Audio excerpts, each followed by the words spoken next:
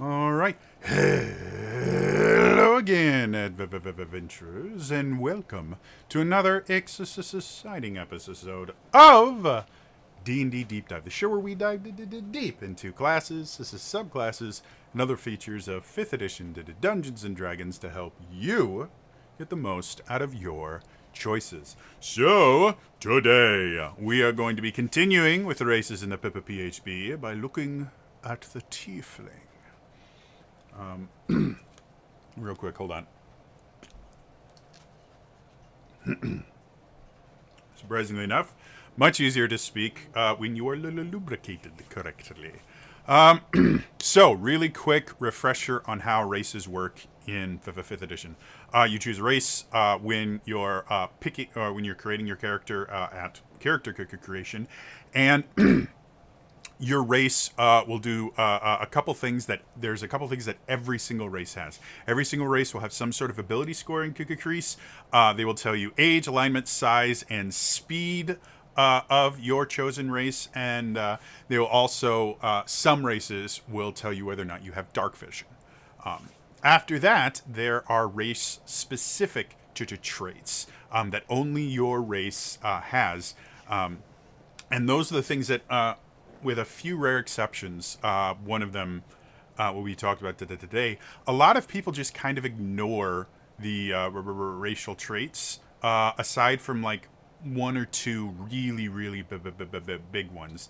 And that's what this whole series is about, is just kind of teaching you how you can use your racial features to let you play your characters differently and more, have more fun. So, we're going to talk about the Tiefling today. Now, excuse me. Tieflings are actually really interesting. They showed up in 2nd edition as extra planar creatures. If you don't know what that means, basically, in D&D, you have these planes of existence, and they're all connected in certain ways, depending on how your cosmology works. The most common cosmology in D&D is you have the prime material plane. That's where most stuff happens. Right above it, you've got the Feywild. Right below it, you have the Shadowfell, and then you have all these other planes that can kind of connect with the prime material plane. And different planes are where different things come from. Things like the Eladrin elves are native to the Feywild, because the Feywild is brimming with magic, so are they. I have to remember now. Demons and devils are two different things. Demons come from the abyss, which is an outer plane of like darkness and chaos, whereas devils come from the nine hells, which is effectively hell. So both of those, both the demons and devils, are what are known as fiends. It is a type of creature. And tieflings are basically half human, half fiends. So we talked about half orcs before, where they were half orc, half human. Tieflings are effectively half devil or half demon and half human. My understanding is it's generally half devil, not the demon, because demons are a weird thing. But in general, technically, they are half fiends, so that encompasses both of them. And tieflings, again, they started off as extraplanar because neither devils or demons are native to the prime material plane. And they've changed a lot since they were introduced. One of the most interesting things is actually the first things we're going to talk about in this is their ability scoring increase. In 3rd edition, Tiefling's ability score increase was intelligence, which they're going to share with the 5th edition version, and dexterity. And there's a thing in the 3rd edition called a favored class.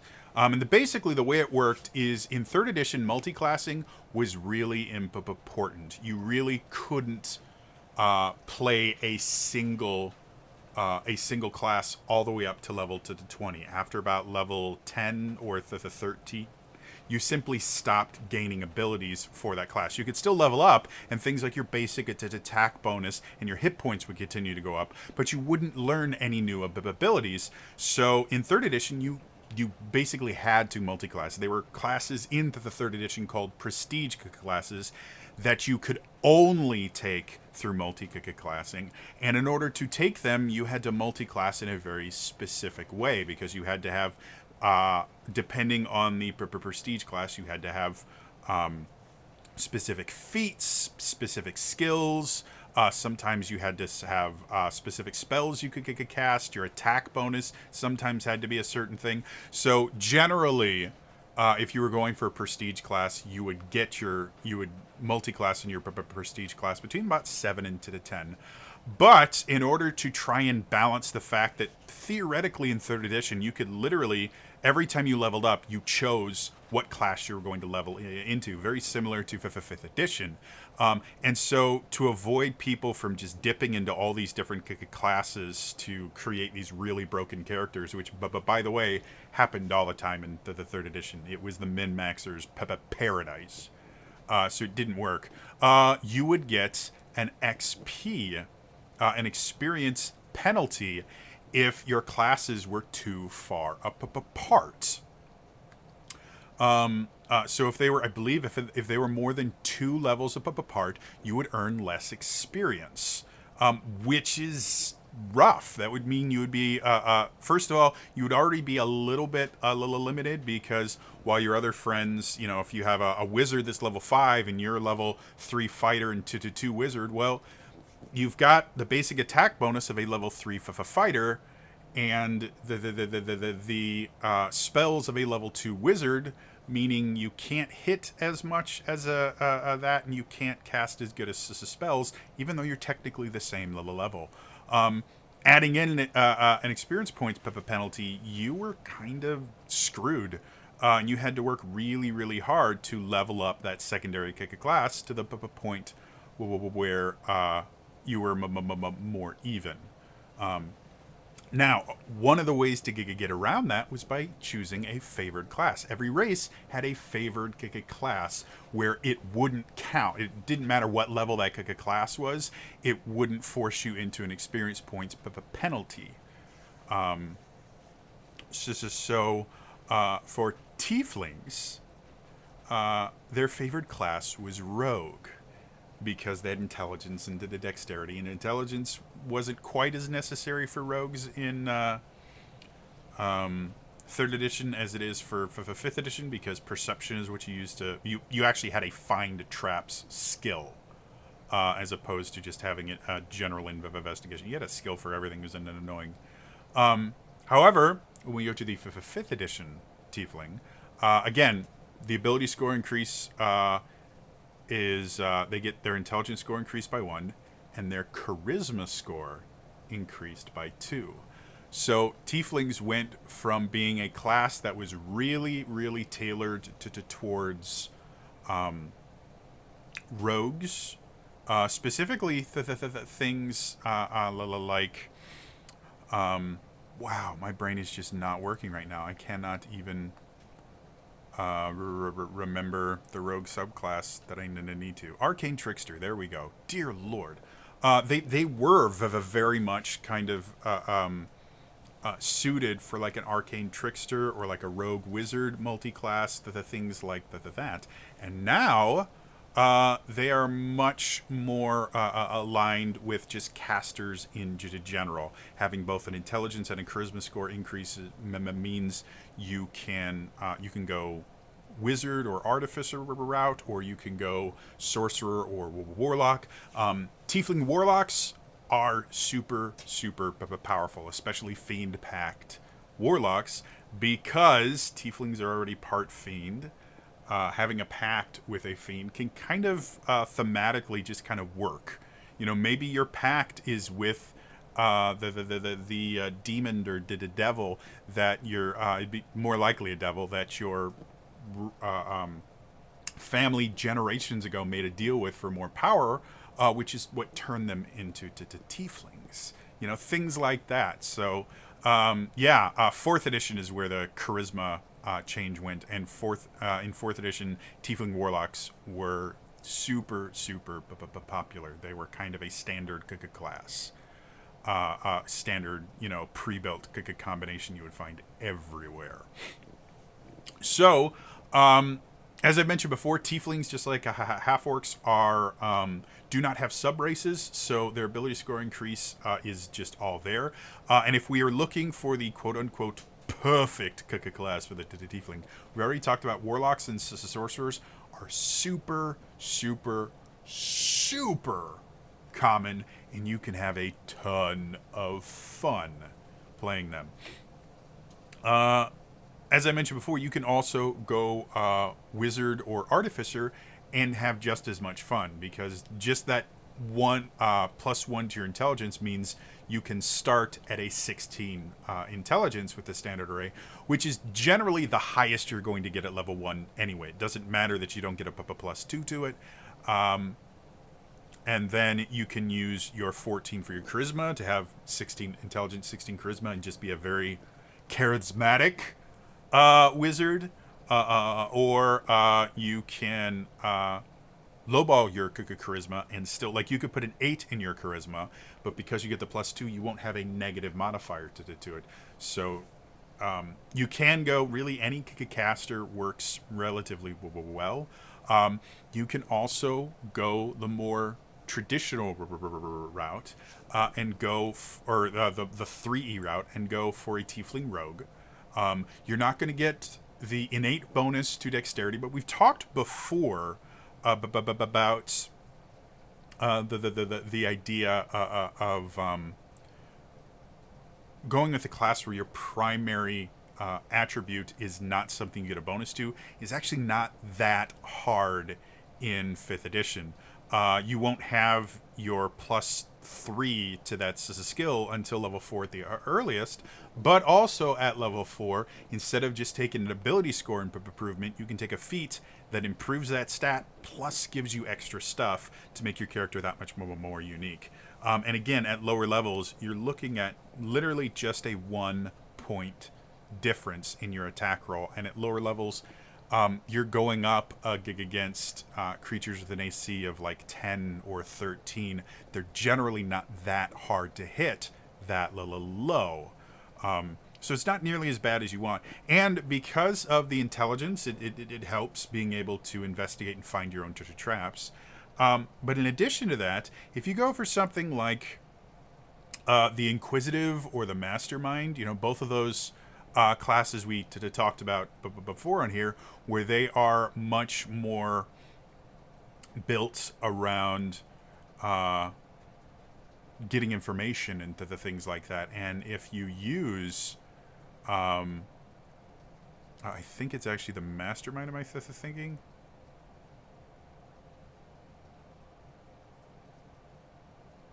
Well, if you use your charisma for manipulation and to persuade people or deceive people into giving you the information you want, you can do a lot with both of those as a tiefling. So, yeah, technically your quote unquote best perfect class for these is going to be either sorcerer or warlock, and thematically, tiefling warlocks are just really common and fun to play.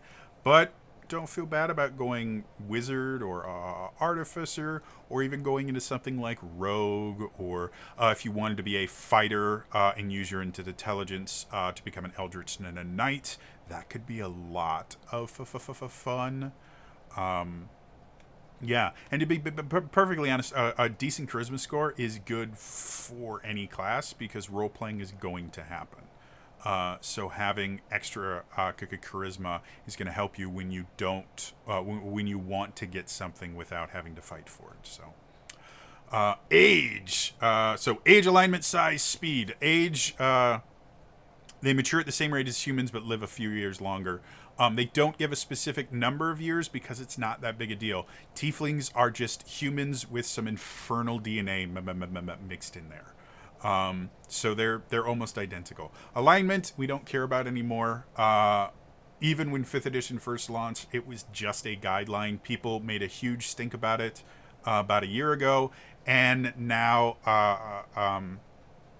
Wizards of the Coast is effectively just abandoning race-based alignments in general, and I don't think it's the worst thing in the world. Again, it was a lore thing, and people treated it like it was this indictment against certain races in the game, and it never was.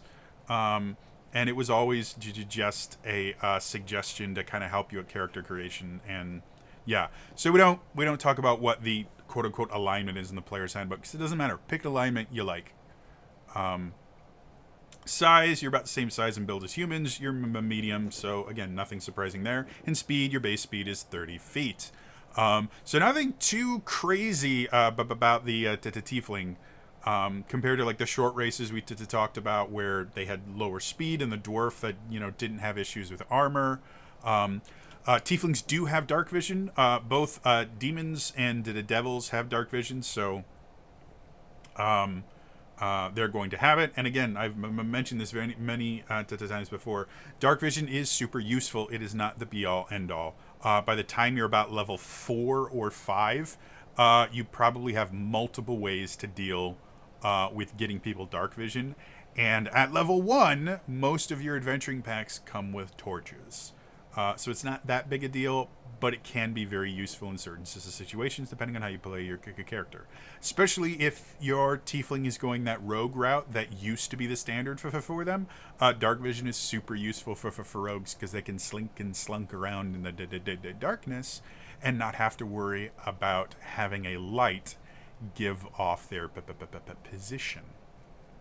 Though I will mention, if you are playing a race that doesn't have dark vision and you have no way to get to the dark vision, something a lot of people forget about is an item called a bullseye lamp.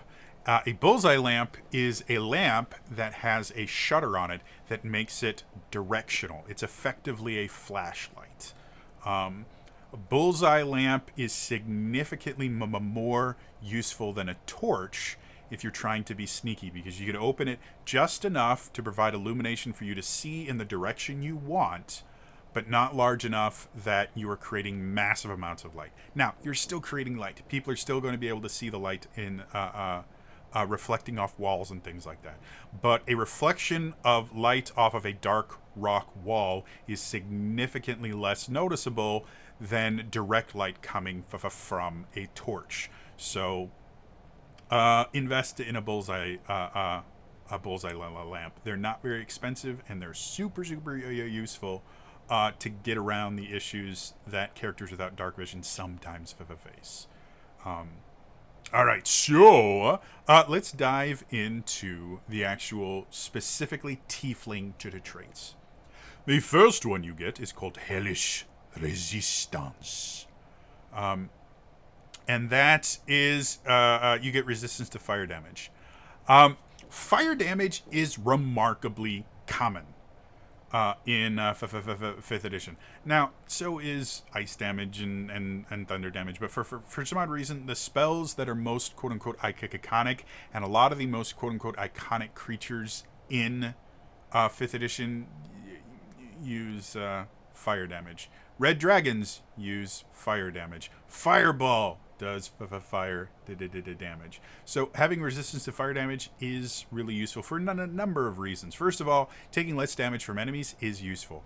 Second of all, if you have a wizard or sorcerer or any spellcaster, having the ability to be in the middle of the bad guys and have them cast something powerful that you can, without your save, you're going to take half damage, and with your save, you're going to take half of half damage, can be very, very useful. Again, especially if you go that rogue route or maybe the Eldritch Fighter route we talked about, and you need to be in the thick of things, being able to allow them to cast their area of effect spells without having to be an evocation wizard and bend it around you can be a huge benefit to your team.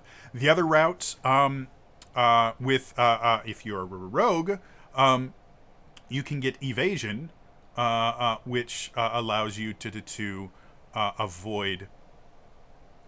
You take no damage if you succeed on a dex save against the damage, and only half damage if you fail, which again with fire resistance would be halved again. So there's a lot of useful things that people don't think about. They just think, oh, fire damage, 1 damage type, who cares? Well, they can be useful.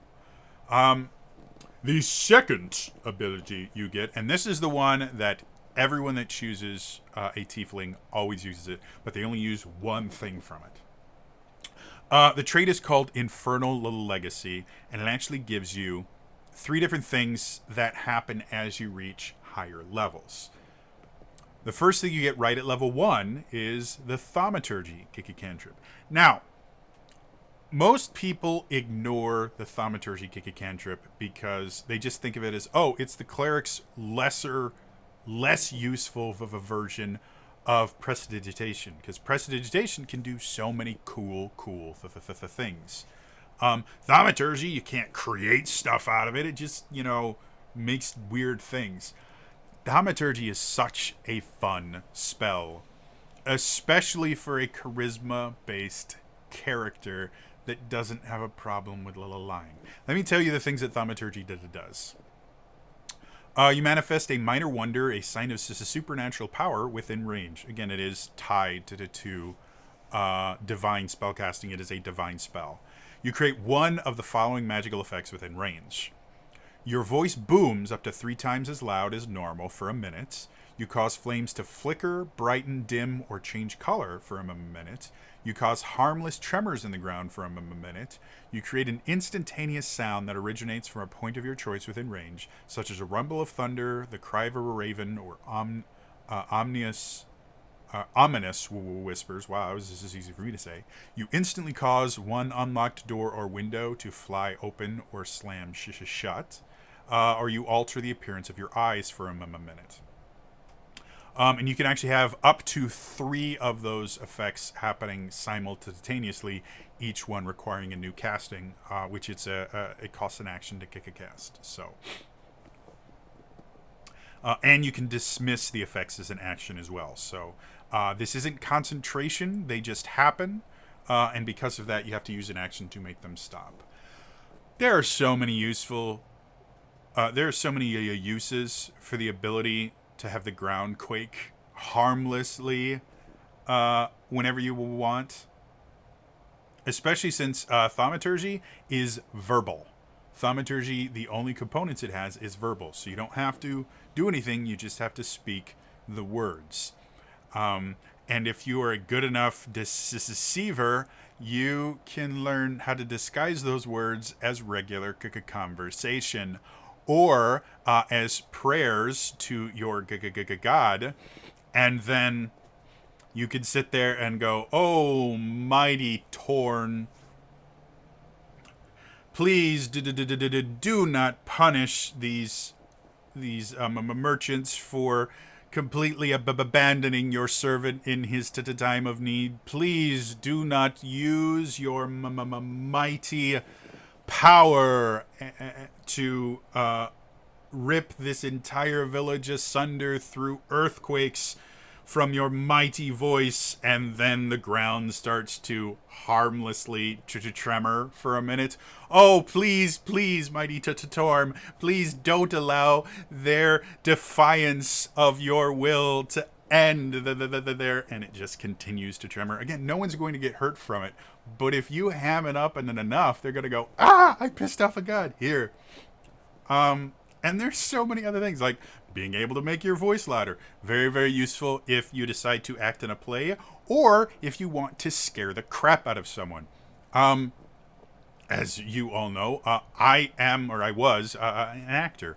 I had years and years and years of acting training. I actually went to college for it for 2 years.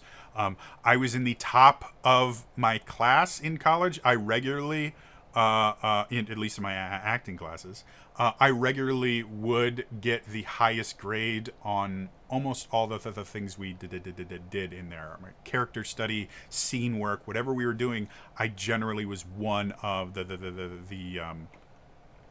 one of the highest graded people. Not only by the professor, but in acting classes, we would actually grade each other. So yeah, even my peers would grade me well. So that being said, one of the things that I have learned to do is I can control the volume of my voice really, really well without screaming or anything, simply by projecting and supporting it well. And if you combine that with the ability to lower your voice in very specific ways, it can be a very intimidating the thing. So being able to increase the volume of your voice very, very quickly, even if you're not pitching it as some sort of divine intervention or something, is just crazy. If you remember Lord of the Rings, in the beginning of the Fellowship of the Ring, really not spoilers here, Gandalf and Bilbo are in his house after he's run away from his birthday party. He's about to go, and Gandalf asks him to leave the ring. And they're having a conversation, and Bilbo goes, "No, I don't want to do it. It's mine. You want it for yourself." And out of nowhere, Gandalf goes from Bilbo. He goes, "Bilbo Baggins, do not mistake me for some conjurer of tricks." And you watch as Bilbo flips out. He freaks out, he drops the ring, and he's terrified. It is an incredibly effective technique to intimidate someone. So having that thaumaturgy cantrip, again, there's so many different things you can do with it, and so many people just forget it exists. Who needs thaumaturgy? It doesn't do damage. I don't need it. So yeah, that's the first thing you get. When you reach the third level, you can cast the Hellish Rebuke spell as a second level spell once with this trait, and regain the ability to do so when you finish a long rest. This is what everyone thinks about. Hellish Rebuke is a super fun spell. It's just fun. Now, the interesting thing about this is you get to cast it as a second level spell, but the spell itself is first level. So you actually get a little bit of extra damage when you cast it using this ability. And the way it works is if you get damaged, this is not if you get hit by an attack roll or something. If you take damage from a creature,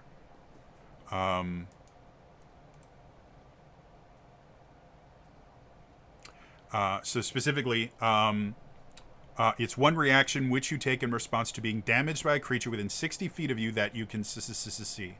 So when you take damage from a creature, you can use your reaction to make a to force them to make a dex save, and if they fail, they take 2d10 fire damage on a failed save, or half as much on a successful. And because you're casting it at second level, you get an additional d10. So 3d10 fire damage as a reaction at third level is really nice. Now, it's a one and done ability, but it's built into your race. It makes sense for that, especially with how many other the things you get with this one trait. And that's what everybody uses.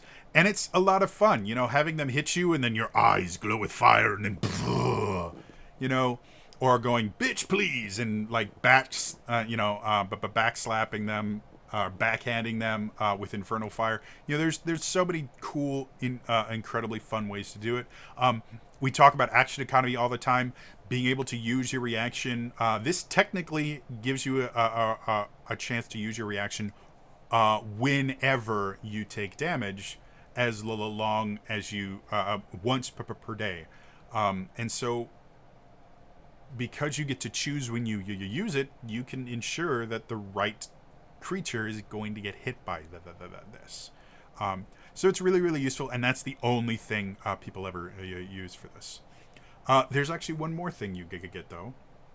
When you reach 5th level, you can cast the Darkness spell once with this trait, and regain the ability to do so when you finish a long rest, and Charisma is your spellcasting ability for these spells. So for Hellish Rebuke, they make a dex save. That dex save, the DC for it is 8, plus your proficiency bonus, plus your charisma score. So even if you do go for a wizard, you would use a different spell save DC for these spells, because they have to be cast with charisma if you're using this trait. If you use Hellish Rebuke through if you learn it as a wizard, which I don't think you can, I'm pretty sure, it's a warlock only spell. But let's say you're a bard. That's another thing. Bards are charisma based. So yeah, I guess there probably wouldn't be a way for you to learn it as a wizard, but whatever. So it's charisma. And then when you reach 5th level, you can cast the Darkness spell. We just said that. Darkness is another one that a lot of people undervalue, specifically because dark vision, just regular dark vision, doesn't work in magical darkness. And so because of that, they generally go, well, I don't want to use this, because then I won't be able to see either, and it ruins any benefit I might have. And that's not true. Yes, it does blind you just like it would blind anyone else in there. However, the unique thing about the Darkness spell is you can cast it on a point, or you can cast it on an object. And that's what gives it its huge benefit. Because if you cast it on a pebble, the unique thing about the Darkness is it will bend around corners. So as long as it's not completely contained within something, you can carry it around with you, and the Darkness will move with you. I've talked about the Monk lock, where you take 2 levels of Warlock to get Eldritch Sight, so you can see in magical darkness, and then become a Shadow Monk, and you can cast Darkness using Key, and then you have this mobile cover effectively. Well, the same can happen even if you don't have the dark vision, because what you can do is you can cast Darkness on the pebble while it's in your hand, close your hand around it so it's completely contained, the Darkness vanishes. Then when you need the Darkness, it's concentration for 10 minutes. Remember, concentration. When you need the Darkness somewhere, you can just throw the pebble, and as soon as you release it, the Darkness appears and travels with the pebble. Now, breaking line of sight is incredibly useful. Most ranged attacks require line of sight. A lot of abilities require a target you can see. So simply having a barrier that blocks line of sight, Darkness won't stop projectiles. But if they can't see you, they generally can't attack you. They can try to randomly shoot through the Darkness and hope it hits you. But without being able to see you, it's going to be a random chance if they can even hit the square that you're in. And if they do, they're going to have disadvantage on the attack roll, bare minimum, because they can't see you. Meanwhile, you can be on the other side of this 30-foot in diameter sphere of darkness. It's a 15-foot radius sphere. And deal with the enemies on this side. Or you can play the peekaboo game, where you come out of the darkness long enough to cast your spell or something, you run back into the darkness, and either force them to join you in the darkness, or force them to try and guess where you are in there. There are a lot of useful things you can do with the darkness spell. Especially if you do get abilities, like if you have a warlock that has Devil Sight, or if you are a warlock that has Devil Sight, Darkness becomes super useful for you. If you have a character that somehow has Tremor Sense, or a spellcaster that gets the ability to give true sight. You know, all of these things are massively, massively useful with the darkness spell, and the darkness spell technically starts to get more useful as you get to higher levels. Now, as you get to higher levels, you also start dealing with creatures that have tremor sense or that have true sight, things like that. But they're not as common as you would think, and there are still benefits, because let's say they have to the tremor sense. Generally, their tremor sense is not going to be as far as their normal vision, or maybe they have true sight, but they're generally not going to have true sight super far. So you can still put up this darkness, and they can see partway into it. Like if they have 60 feet of, well, let's say they have 30 feet of true sight. If you cast the darkness spell on them, they're going to be able to see through it, because at most the edge of the darkness is 15 feet away from them, no matter where they are. However, if you put the darkness spell about 5 feet in front of them, they can't see to the other side of the darkness. So the last 5 feet of darkness of this spell, they can't see through. So understanding how far their vision lasts, or how far it can go, can be incredibly useful. So yeah, even with creatures that can see through it, if you get creative with it, and again, because the darkness spell can move, where something like the silence spell you have to recast, because it can only be cast on a point and not on an object, can be super useful. It doesn't mean you'll never cast it on a point in space rather than an object, but you know, there's a lot you can do with it. And then finally, there's their languages. You can write Common and Infernal, which makes sense. So for final thoughts, Tiefling is really popular in general. Again, especially with warlocks. Tiefling warlocks are so incredibly common. In 4th edition, you saw them everywhere. The warlock picture in the 4E player's guide is a Tiefling warlock. So any charisma-based spellcaster works really well as a Tiefling. Bards, sorcerers, warlocks, they're all great. Bards can have even more fun with that additional intelligence score, just because of all the other stuff they can do. Because of the intelligence score, you can also go, wizard or even artificer without too much difficulty, and use that bonus charisma to be a very persuasive or deceptive version of that. And going off type can be just as fun. Again, Eldritch Knights are super cool. Paladins, because of your charisma score, you can make a pretty cool Tiefling paladin. And then just have your strength score be a little bit low at first. Everything else, Dark Vision's useful. Hellish Resistance is great. Infernal Legacy is just underutilized. Go to town with Thaumaturgy. It is super fun. Hellish Rebuke, everybody uses. You can't overuse it. It's just useful. And then the Darkness spell is a useful spell, and a lot of people undervalue it because it doesn't do damage, and there are creatures that can see through it. But yeah, if you're smart about using your Darkness spell, you can do cool things. Anyway, that is going to be all for me today. As always, if you enjoyed this, hit the like button, subscribe to the channel, hit the bell icon, and turn notifications on to ensure you never miss any of this stuff. In the comments down below, what is the coolest thaumaturgy thing you could think to do as your Tiefling? Doesn't matter what class you are, but pick a class and go, if I was a Tiefling monk, I've used thaumaturgy for this. Let me know in the comments down below. Otherwise, again, that is all for me today, and I'll see you guys next time, all right? Bye-bye.